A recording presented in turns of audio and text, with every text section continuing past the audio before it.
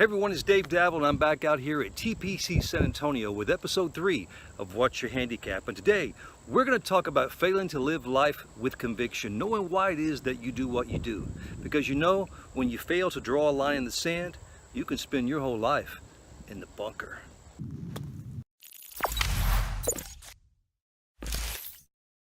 One of my favorite golf movies of all time was filmed just outside San Antonio, and it was called 7 Days in Utopia. It starred Lucas Black, who played the part of Luke Chisholm, a golfer on the PGA Tour, but it also starred a very legendary actor named Robert Duvall, who played the part of Johnny Crawford, a retired golfer who was now a cowboy.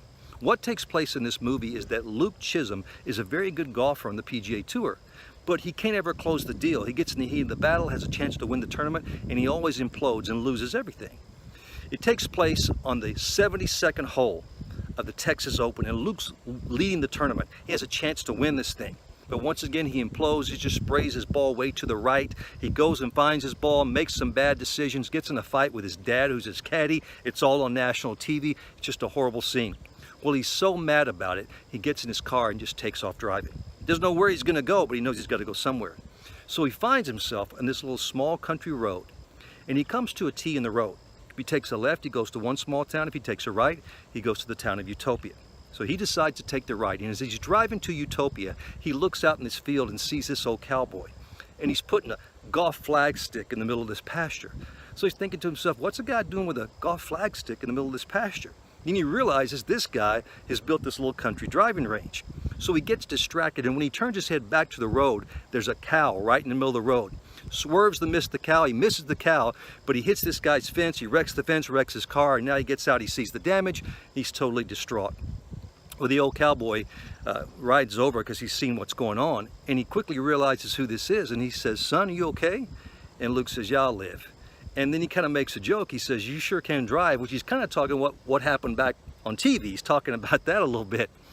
Well, he said, "Son, the problem is you have lost your game, and I can help you find it, but you got to spend 7 days with me here in Utopia." That's the name, 7 Days in Utopia. Luke feels like he has nothing to lose, so he takes him up on the offer. Johnny gets him a place to stay, gets him something to eat, says, "Tomorrow morning, I want you to meet me back here in the driving range. We're going to start your journey to help you find your game." Next morning, Johnny rides up on his horse, and there's Luke on the driving range. He's already hitting range balls. Johnny looks down, he says, "Hey, tell me something, kid. Why do you hold the club the way you do?" And Luke thinks for a couple of seconds. He goes, I don't know. I guess it just feels good. He said, "See, that's a problem.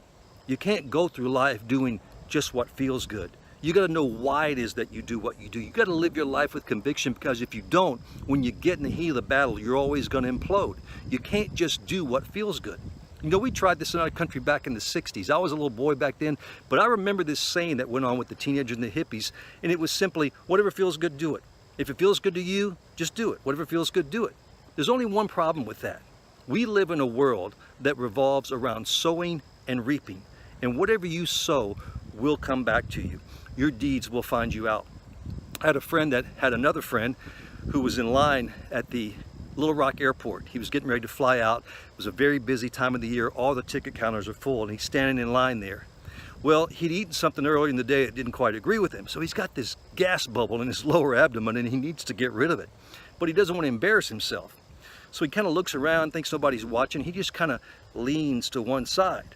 Well, nobody hears it, but in a matter of seconds, the whole airport's like, "Oh my gosh, what is that?"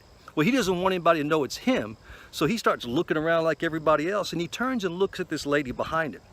Not just any lady, it's a very large lady. And as he turns and looks at her, right in front of everybody, she goes, "Oh no, honey, don't look at me. I done seen you tilt," and just embarrassed him in front of everybody. So he also learned your deeds will come back to find you. So the takeaway today is this: don't handicap yourself by failing to live your life with conviction. Know why it is that you do what you do, because you can't sow wild oats and pray for crop failure.